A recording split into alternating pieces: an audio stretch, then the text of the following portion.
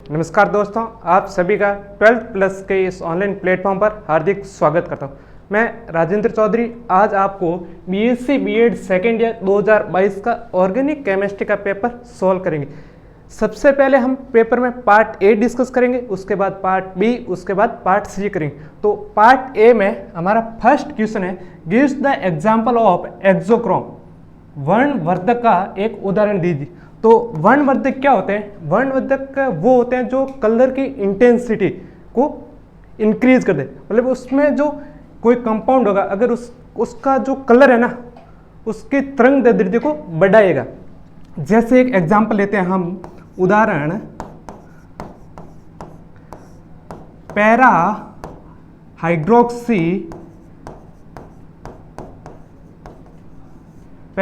Hydroxy nitro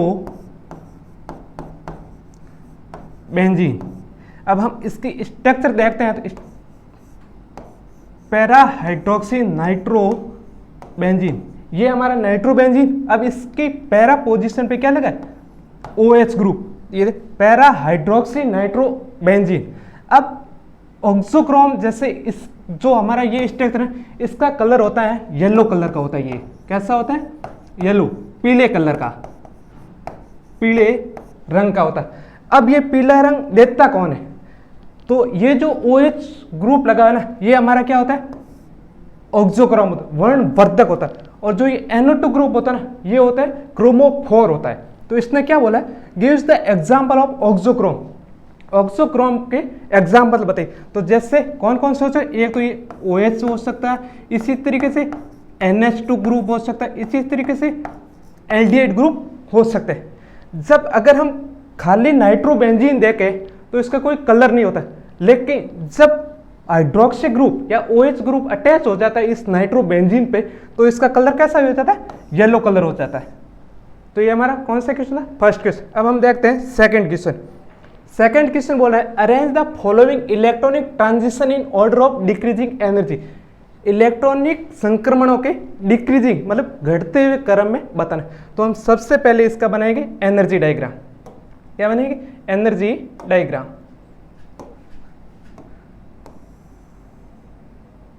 energy diagram हम bonding, non bonding और anti bonding लेंगे। क्या क्या लेंगे? बॉन्डिंग, नॉन बॉन्डिंग और एंटी बॉन्डिंग। तो एनर्जी सबसे नीचे कौन होता है? सबसे नीचे आता है सिग्मा, उसके बाद में आता है पाई, और इसके बीच में आता है नॉन बॉन्डिंग जिसे हम N से डिनोटेड, उसके ऊपर पाई एंटी बॉन्डिंग और उसके ऊपर सिग्मा एंटी बॉन्डिंग। ये हमारा एनर्जी का ऑर्डर है। क्या है ये? एनर्जी। अब कहाँ से कहाँ तक संक्रमण हो रहा है, मतलब कि कहाँ से कहाँ ट्रांजिशन हो रही है। ये जो दोनों है ना ये हमारा कौन सा है? बॉन्डिंग। ये हमारा बॉन्डिंग, ये क्या है? Non bonding. और जो स्टार लगे हुए ना जैसे पाई पे स्टार है और सिग्मा पे स्टार है तो ये क्या हुआ? Anti bonding. तो हमें कौन कौन सी ट्रांजिशन दे रखी? जैसे हमें क्वेश्चन में ट्रांजिशन दे रखी, ये कौन सी फर्स्ट ट्रांजिशन कहाँ से दे? N से पाई स्टार में दे रही। तो हमें कहाँ से लेना? N से पाई स्टार में, N से पाई स्टार में ये ट्रांजिशन एक। तो दूसरी दे रखी सिग्मा से सिग्मा एंटी बॉन्डिंग में, तो ये हमारा सिग्मा और ये हमारा सिग्मा एंटी बॉन्डिंग। तीसरी दे रखी है हमारी N से सिग्मा एंटी बॉन्डिंग, तो ये N मतलब कि नॉन बॉन्डिंग, नॉन बॉन्डिंग से सिग्मा एंटी बॉन्डिंग तक। और फोर्थ दे रखी है हमारी पाई से पाई एंटी बॉन्डिंग, तो ये हमारा पाई और ये पाई से पाई एंटी बॉन्डिंग। अब इसकी ये तो बता दिया कि भाई हमने कहाँ से कहाँ तक ट्रांजिशन हो रही है, मतलब कहाँ से कहाँ तक संक्रमण हो रहा है। अब इसका ये पूछ रहा है डिक्रीजिंग एनर्जी ऑर्डर, मतलब कि घटते हुए ऊर्जा का ऑर्डर पूछ रहा है। तो ऊर्जा का ऑर्डर लिखने के लिए हमें ये पता नहीं कहाँ से कहाँ तक ट्रांजिशन हो रही है, तो ये हमने ट्रांजिशन देख लिया। अब देखो सबसे ज्यादा एनर्जी कहाँ से कहाँ लग रही, तो सिग्मा से सिग्मा एंटी बॉन्डिंग है, इसकी एनर्जी सबसे ज्यादा है। तो ये हमारा जो सिग्मा से सिग्मा एंटी बॉन्डिंग था ना ये आएगा सबसे आगे। ये क्या आएगा? सबसे आगे है। उसके बाद में नॉन बॉन्डिंग से सिग्मा एंटी बॉन्डिंग में जो संक्रमण हो रहा है ना उसकी एनर्जी होगी। किसकी एनर्जी होगी? पहली एनर्जी सबसे ज्यादा किसकी? सिग्मा से सिग्मा एंटी बॉन्डिंग, दूसरी नॉन बॉन्डिंग से सिग्मा एंटी बॉन्डिंग, तो एन से सिग्मा एंटी बॉन्डिंग की होगी हमारी। और थर्ड एनर्जी देख, थर्ड होगी हमारी पाई से पाई एंटी बॉन्डिंग। कहां से कहां होगी? पाई से पाई एंटी बॉन्डिंग, पाई से पाई एंटी बॉन्डिंग। और सबसे कम एनर्जी किसकी होगी? नॉन बॉन्डिंग से पाई एंटी बॉन्डिंग। जो ये वाली एनर्जी, इस दोनों इन संक्रमण अवस्थाओं के बीच की जो एनर्जी होगी वो सबसे कम होगी। किसकी कम होगी? नॉन बॉन्डिंग से पाई एंटी बॉन्डिंग। तो ये जो ऑर्डर है ना हमारा, ये ऑर्डर रहेगा किसका? एनर्जी का ऑर्डर है। किसका ऑर्डर है? एनर्जी। किस क्रम में? घटते हुए क्रम में एनर्जी का ऑर्डर है। तो ये क्वेश्चन है, तो आपको ये एनर्जी डायग्राम बनाना पड़ेगा। इसके लिए एनर्जी डायग्राम बनाया, उसके बाद हम इस कौन कौन सी भी ट्रांजिशन मतलब संक्रमण अवस्था में क्वेश्चन में दे रखी है, जो जो संक्रमण अवस्था दे रखी है उसको हम एनर्जी डायग्राम में ड्रॉ करेंगे, उसके बाद में उसका ऑर्डर लेंगे। ये हमारा था सेकंड क्वेश्चन। अब देखते हैं थर्ड क्वेश्चन। थर्ड क्वेश्चन क्या बोल रहा है? Identify the product and right the name of reaction. जो हमें ये रिएक्शन दे रखी ना, इस रिएक्शन का हमें एक तो उत्पाद बनाना है और एक ये लिखना है कि ये रिएक्शन कौन सी है, उस रिएक्शन का नाम भी लिखना है। मतलब इस रिएक्शन को हमें पहचानना है कि ये रिएक्शन कौन सी है, तथा इसका जो फाइनल उत्पाद होगा वो उत्पाद भी हमें यहाँ बनाना होगा। तो जब हम फिनॉल की रिएक्शन क्लोरोफॉर्म के साथ NOH या KOH के साथ करवाते हैं तो हमें एक प्रोडक्ट मिलता है, उत्पाद मिलता है। उस उत्पाद को बनाना है तथा ये जो रिएक्शन होती है ना, जैसे फिनॉल की रिएक्शन क्लोरोफॉर्म के साथ NOH की प्रेजेंस में होती है, तो ये एक नेम रिएक्शन है।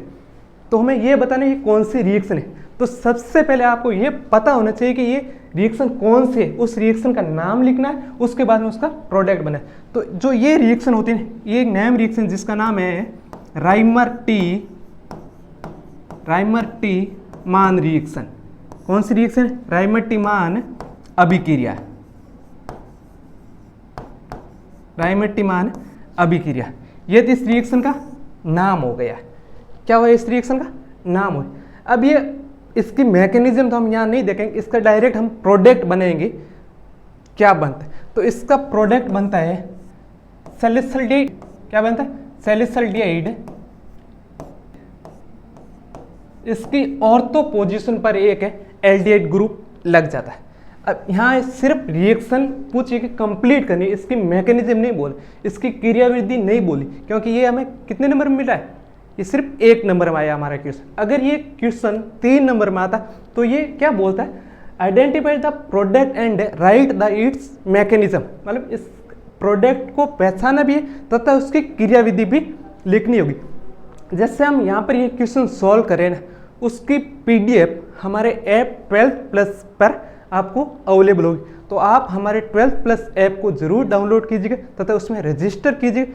और ये जो सारे हम YouTube पे क्वेश्चन सॉल्व करेंगे BSc B.Ed के, उसके संबंधित सारी PDF आपको हमारे ऐप पर अवेलेबल होगी। तो आप हमारे ऐप को जरूर डाउनलोड कीजिएगा। अब हम देखते हैं क्वेश्चन नंबर 4। इसमें क्या बोला है? Identify A and B in the following equation. समीकरण की A व B अवस्थाओं को पहचानिए। मतलब ये रिएक्शन दे रखी है, इन्होंने रिएक्टेंट भी दिया है और कैटलिस्ट भी दे रखा है, और ये बोला कि A और B क्या बनेगा। तो ये भी जैसे हम बोल सकते हैं नेम रिएक्शन बोल सकते हैं। जहाँ पर ये क्या O3 मतलब होता है ओजोन बोलते हैं। O3 क्या होता है? ओजोन। जब ओजोन की रिएक्शन किससे? डबल बॉन्ड, कार्बन कार्बन के बीच 2 बॉन्ड, और उसके साथ हम O3 की रिएक्शन कराते हैं और उसके बाद में हम जिंक हाइड्रोलाइसिस कराते हैं। मतलब जिंक और H2O लेते हैं, तो इस रिएक्शन को हम बोलते हैं ओजोनोलाइसिस रिएक्शन। तो हमें ये दे रखा है, ये एक ओजोनोलाइसिस रिएक्शन है। यहाँ पर क्या है? कार्बन कार्बन डबल बॉन्ड है और इसके साथ में क्या है? Aldehyde group. जब ये O3 अब कार्बन कार्बन डबल बॉन्ड के साथ जुड़ जाएगा, कैसे जुड़ेगा? देखिए, O कार्बन और एक 5 मेंबर की ट्रांजिशन रिंग बनेगा। एक 5 मेंबर की रिंग बनी, और ये जो पूरा एल्डिहाइड ग्रुप था ना ये यहाँ लगा रहेगा। क्या होगा, ये लगा रहेगा। कार्बन की वैलेंसी चेंज नहीं होगी। कार्बन 4 बॉन्ड बना था तो यहाँ पर भी 4 बॉन्ड है, यहाँ पर भी 4 बॉन्ड है, यहाँ पर भी 4 बॉन्ड। अब क्या होगा, ये हमारा ए प्रोडक्ट होगा। ये कौन सा प्रोडक्ट हुआ, ये हमारा ए प्रोडक्ट हुआ। ये जो प्रोडक्ट है ये हमारा ए प्रोडक्ट है। ये कौन सा प्रोडक्ट है, ए। ये जो फर्स्ट दे रखा हमें कैटलिस्ट, उससे हम ए प्रोडक्ट फाउंड कर ले। अब बी प्रोडक्ट हो, उसमें सेकंड में दे रखा है जिंक, और जिंक के साथ वाटर दे रखा, मतलब हमें यहाँ पर जिंक हाइड्रोलाइसिस कराना है। अब जिंक हाइड्रोलाइसिस करेंगे तो जो ये बॉन्ड था ना हमारा, ये बॉन्ड ये यहाँ से क्लीव होगा और ये यहाँ से क्लीव होगा, और ZnO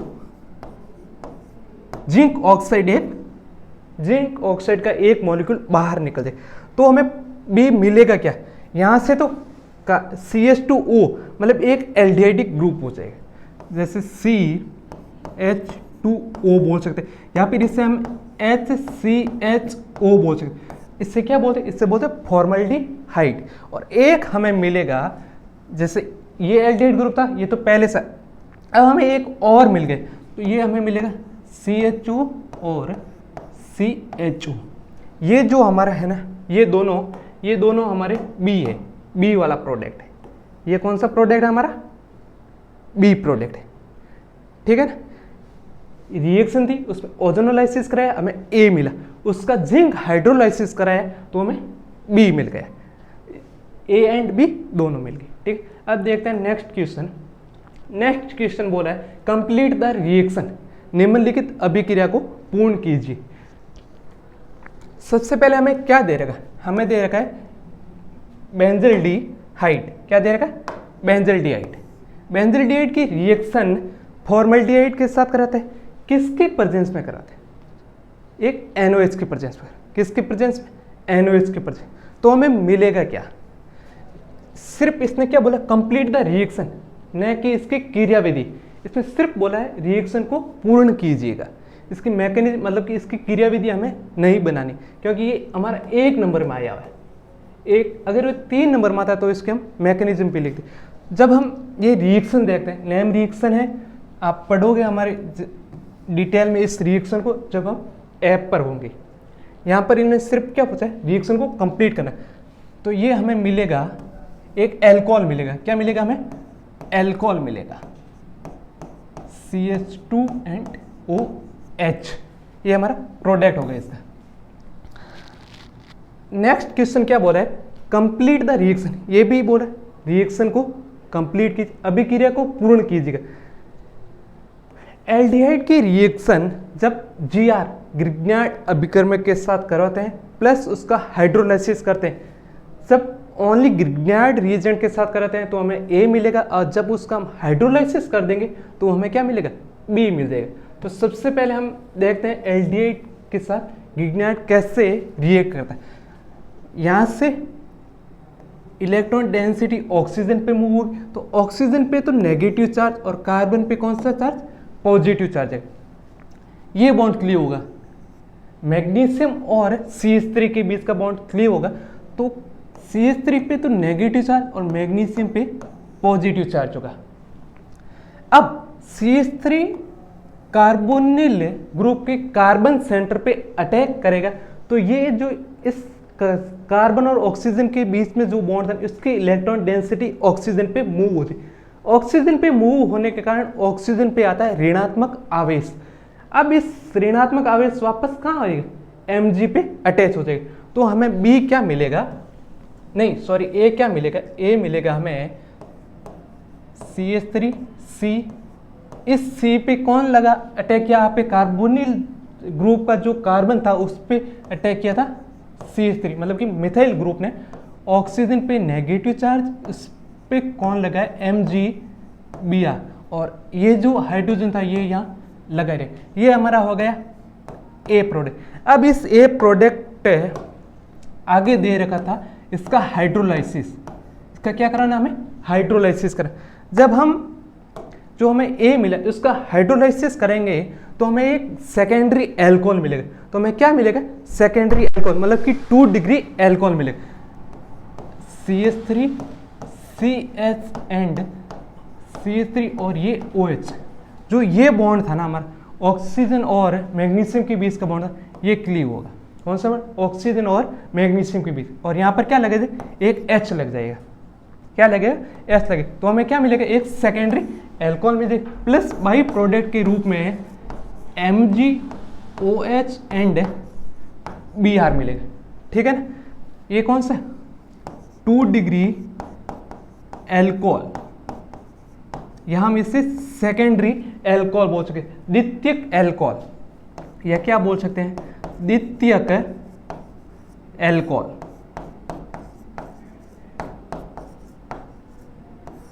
द्वितीयक एल्कोहल। अब हम देखते हैं क्वेश्चन नंबर 7।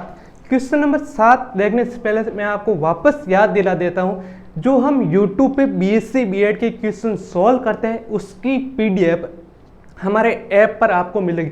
तो आप हमारे ऐप को प्ले स्टोर से ज़रूर डाउनलोड कीजिएगा, जहां पर आपको PDF फॉर्म के रूप में ये जो सारा मैं सॉल्व कर रहा हूँ वो वहां पर आपको मिल जाएगा।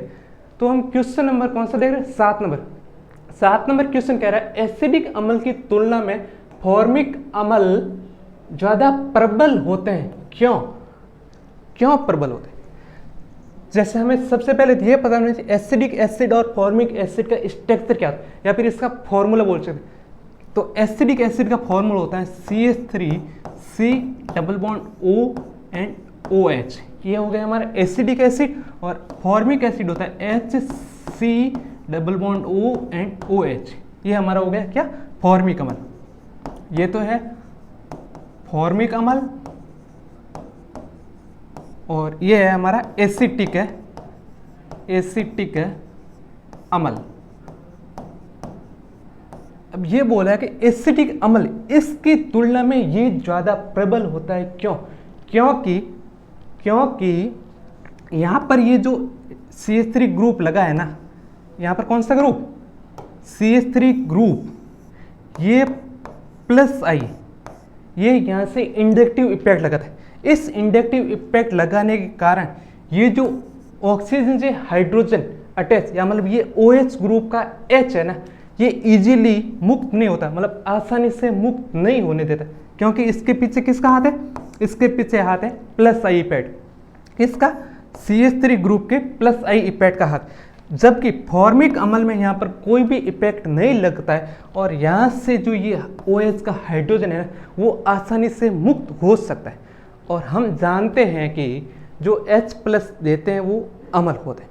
तो यहाँ से भी H+ तो देगा, लेकिन यहाँ थोड़ा कम देगा, और यहाँ से H+ ईजिली आपको मिल सकता है। तो हम इसको थ्योरी के रूप में, जब हम इसको थ्योरी के रूप में लिखें तो कैसे लिखेंगे? जैसे यहाँ लिखते हैं, क्योंकि एसिटिक अम्ल में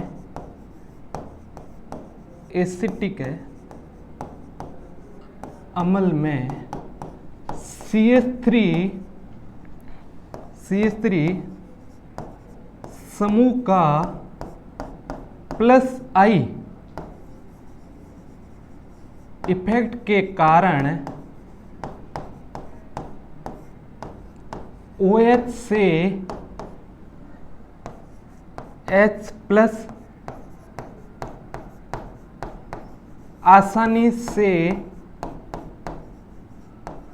मुक्त नहीं होता है, जबकि फॉर्मिक अम्ल